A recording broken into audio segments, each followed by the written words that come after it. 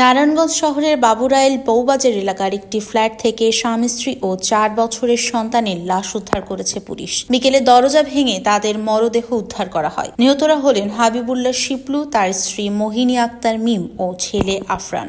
শিপলুর বাড়ি কুমিল্লার দাউদকান্দি উপজেলার দাবিরন এলাকায়।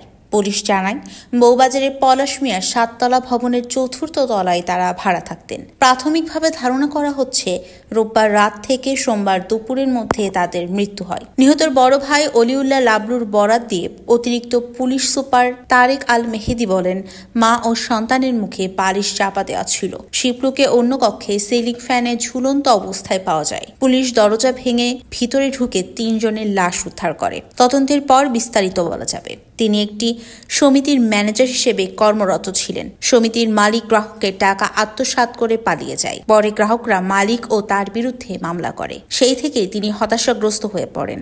ধারণা করা হচ্ছে, হতাশাগ্রস্ত থেকেই আত্মহত্যার পথ বেছে নেয়।